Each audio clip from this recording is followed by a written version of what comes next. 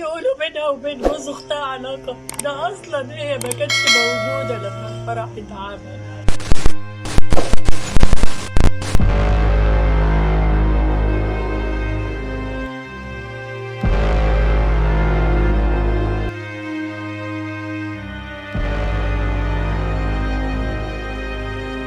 بنتي خزت دلوقتي بنتي انا.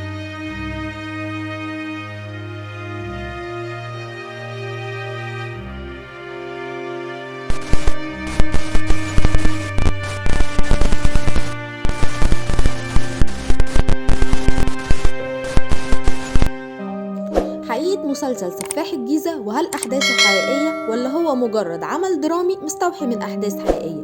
هنعرف تفاصيل قتل فاطمة زكريا وإزاي حطها جوه ديب فريزر لأيام، وقتل رضا صاحب عمره ودفنه في شقته، وإزاي يتجوز واحدة ويغوي أختها ويستدرجها لشقته ويحبسها ويخليها تكلم أهلها كل يوم علشان لما يموتها محدش يعرف عنها حاجة، وكمان يعيش بشخصيات مختلفة في كل منطقة يروحها ويتجوز واحدة بكل شخصية جديدة، والناس تحكي وتتحاكى بأدبه وأخلاقه وتدينه، وتكتشف في النهاية إنه قتل 4 أشخاص من أقرب الناس ليه. قذافي فروخ. تابعنا لآخر الفيديو وهتسمع تفاصيل مهمة جدا في قضية سفاح الجيزة. سفاح الجيزة اللي كان عايش وسطنا، ويمكن تلاقي نفسك اتعاملت معاه قبل كده. طول الوقت فاكرين ان القتلة دول بيبقى باين عليهم، وان لو شفناهم هنعرفهم، لكن الحقيقة ان قذافي كان قمة في الاخلاق وكل الناس بتشهد له بكده، لدرجة انه ما كانش بيسلم على الستات بايده، وكان بيعمل خير كتير، وعمر ما كان حد يشك حتى ان سلوكه مش مظبوط. قذافي اتخرج من كلية الحقوق، لكن لقى ان المحاماة مش نافعة معاه، فقرر انه يشتغل في مجال تاني وهو العقارات، وكان بيشغل فلوس الناس اللي حواليه، وكان بيقول لهم ان هيديهم ارباح. قذافي كان عنده صاحب اسمه رضا، كان عايش في السعودية بقاله 20 سنة، وقذافي كان ماسكله كل شغله في مصر، وكان بيبعت له فلوسه علشان يشتري بيها عقارات في مصر ويستثمر فيها. وبعد وقت قرر رضا انه ينزل ويشوف املاكه بنفسه ويراجع كل حساباته مع صديق عمره قذافي، لكن من الواضح ان قذافي ما عجبهوش الكلام ده خالص، وراح استناه في المطار واخده على شقته علشان يتغدوا مع بعض. وبعد الاكل رضا حس بوجع شديد في بطنه، والمفاجأة ان قذافي حطله سم في الاكل ونزل على راسه بحديدة علشان يتأكد انه مات.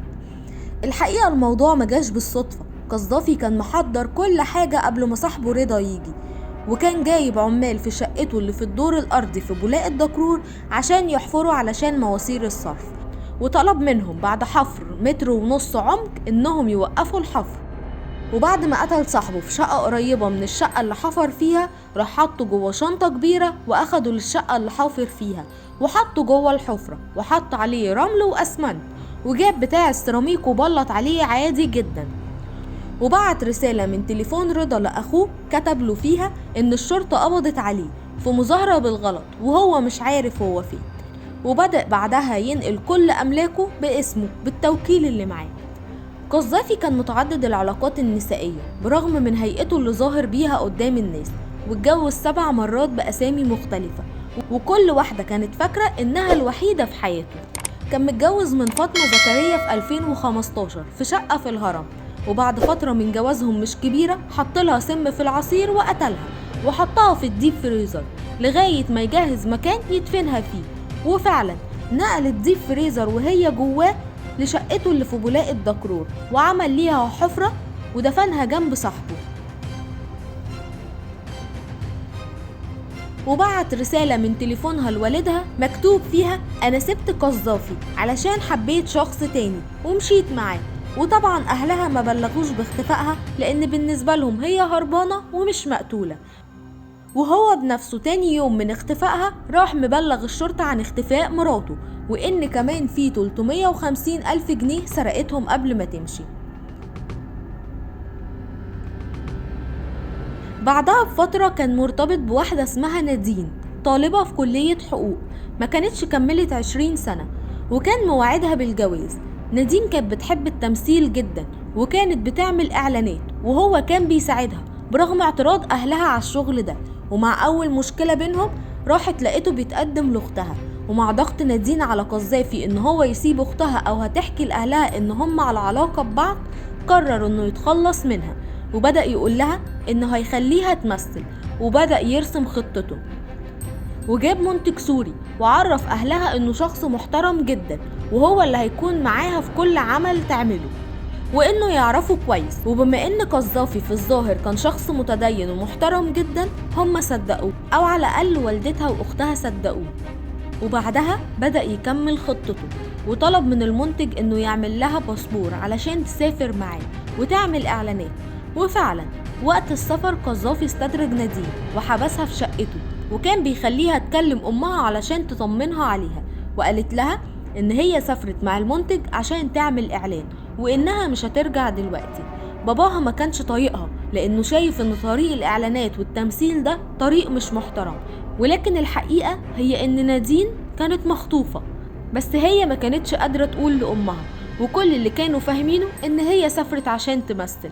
فاطمة ووالدتها كانوا تملي يطلبوا من قذافي انهم يسافروا يشوفوا نادين، لكن كل ما يطلبوا الطلب ده كان بيحصل لهم تعب شديد، وكل ما واحدة فيهم تكون كويسة التانية تتعب بعديها على طول. واتضح ان هو بيحط لهم كمية من السم علشان يتعبوا ويتلهوا عن نادين ويبطلوا يسألوا عنها. الحقيقة نادين كانت عارفة تفاصيل كتير جدا عن قذافي، وكان بيحكي لها عن كل الجرايم اللي بيعملها، وطبعا هي كانت بالنسبة له خطر كبير قوي، وقرر انه يقتلها. وفجأة مسك راسها وفضل يخبطها في الحيطة لغاية ما نزفت وماتت، وحطها في الديب فريزر لغاية ما جه الوقت المناسب ونقلها للشقة اللي دفن فيها صاحبه.